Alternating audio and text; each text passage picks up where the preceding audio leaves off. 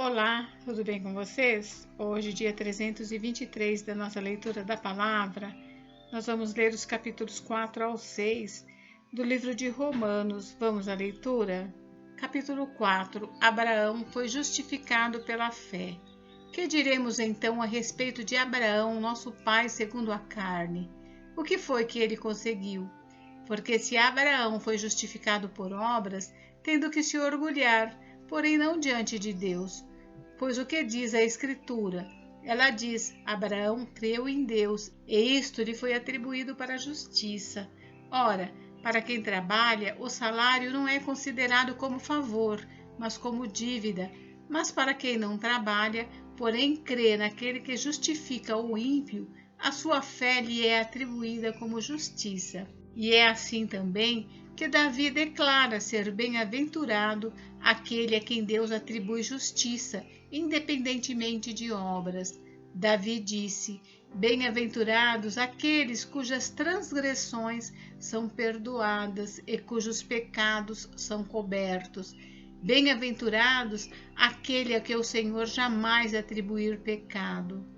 Esta bem-aventurança vem apenas para os circuncisos, ou será que ela vem também sobre os incircuncisos?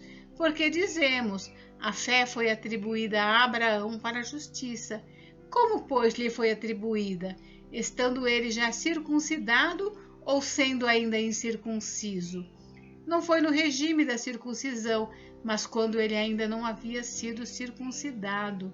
E Abraão recebeu o sinal da circuncisão como selo da justiça da fé que teve quando ainda não havia sido circuncidado, e isto para que ele viesse a ser o pai de todos os que creem, embora não circuncidados, a fim de que a justiça fosse atribuída também a eles.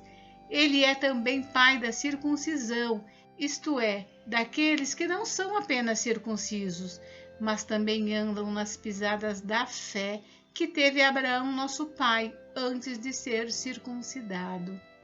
Promessa e fé. A promessa de que seria herdeiro do mundo não veio a Abraão ou a sua descendência por meio da lei, e sim por meio da justiça da fé. Pois se os da lei é que são os herdeiros, anula-se a fé e cancela-se a promessa, porque a lei suscita a ira, mas onde não há lei, também não há transgressão. Essa é a razão por que provém da fé, para que seja segundo a graça, a fim de que a promessa seja garantida para toda a descendência, não somente a descendência que está no regime da lei, mas também a descendência que tem a fé que Abraão teve, porque Abraão é pai de todos nós, como está escrito: Eu o constituí por pai de muitas nações. Diante daquele em quem Abraão creu, o Deus que vivifica os mortos e chama à existência as coisas que não existem. Abraão, esperando contra a esperança, creu para vir a ser pai de muitas nações, segundo lhe havia sido dito, assim será a sua descendência. E sem enfraquecer na fé, levou em conta o seu próprio corpo já amortecido, tendo ele quase 100 anos, e a esterilidade do ventre de Sara. Não duvidou por incredulidade da promessa de Deus, mas pela fé se fortaleceu, dando glória a Deus, estando plenamente convicto de que Deus era poderoso para cumprir o que havia prometido. Assim, também isto lhe foi atribuído para a justiça, e as palavras lhe foi atribuído foram escritas não somente por causa dele, mas também por nossa causa, visto que a nós igualmente nos será atribuído, a saber, a nós que cremos naquele que ressuscitou dentre os mortos, a Jesus nosso Senhor, o qual foi entregue por causa das nossas transgressões e ressuscitou para a nossa justificação. Capítulo 5. Justificação pela fé e paz com Deus. Justificados, pois, mediante a fé, temos paz com Deus por meio do nosso Senhor Jesus Cristo, pelo qual obtivemos também acesso pela fé a esta graça na qual estamos firmes e nos gloriamos na esperança da glória de Deus. E não somente isto, mas também nos gloriamos nas atribulações, sabendo que a tribulação produz perseverança, a perseverança produz experiência, e a experiência produz esperança. Ora, a esperança não nos deixa decepcionados, porque o amor de Deus é derramado em nosso coração pelo Espírito Santo que nos foi dado, porque Cristo, quando nós ainda éramos fracos, morreu a seu tempo pelos ímpios. Dificilmente alguém morreria por um justo, embora por uma pessoa boa, alguém talvez tenha coragem para morrer, mas Deus prova o seu próprio amor para conosco, pelo fato de Cristo ter morrido por nós quando ainda éramos pecadores. Logo, muito mais agora, sendo justificados pelo seu sangue, seremos por ele salvos da ira.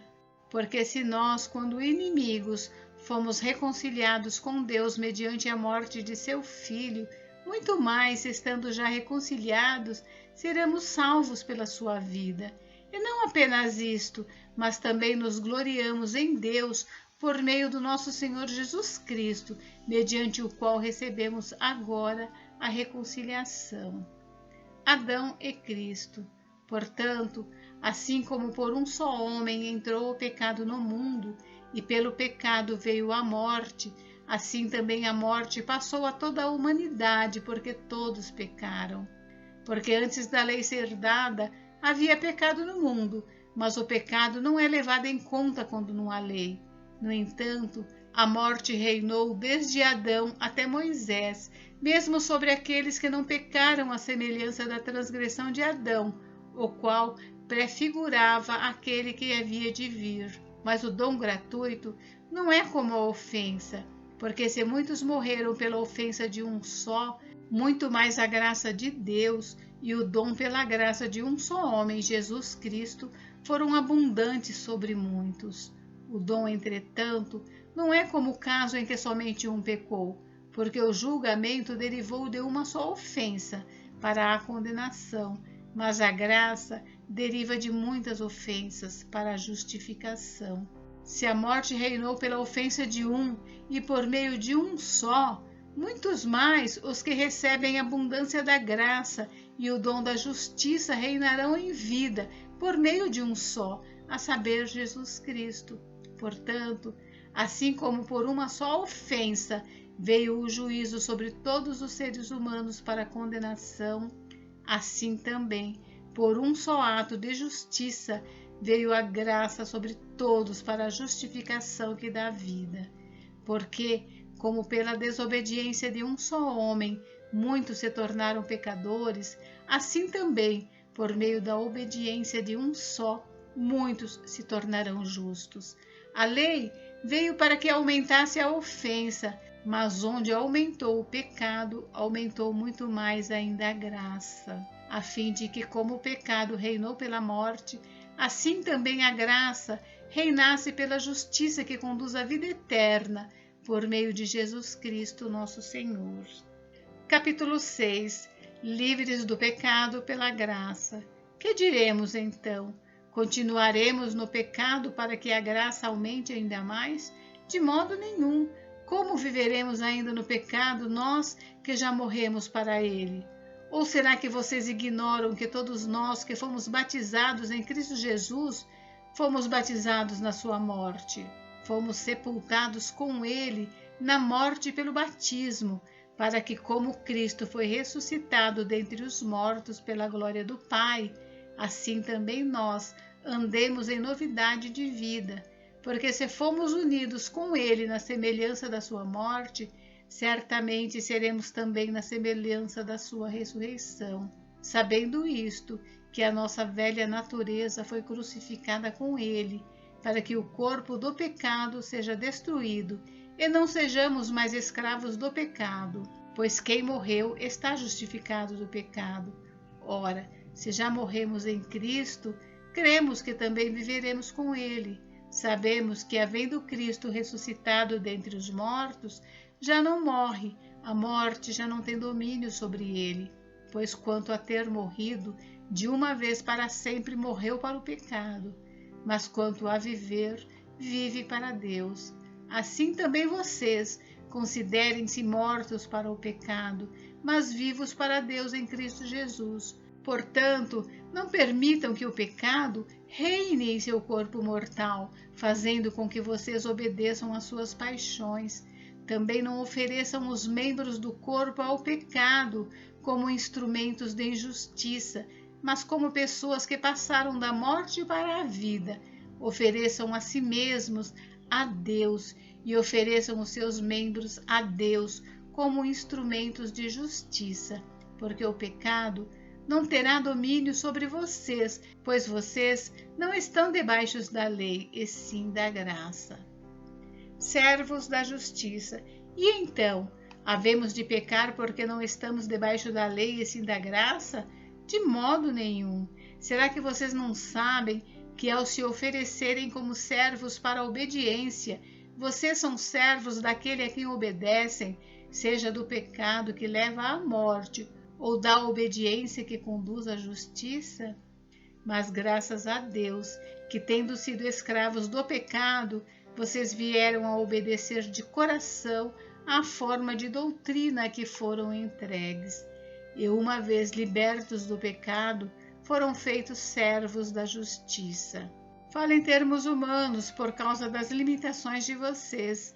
Assim como ofereceram os seus membros para que fossem escravos da impureza e da maldade que leva à maldade, assim ofereçam agora os seus membros para que sejam servos da justiça para a santificação.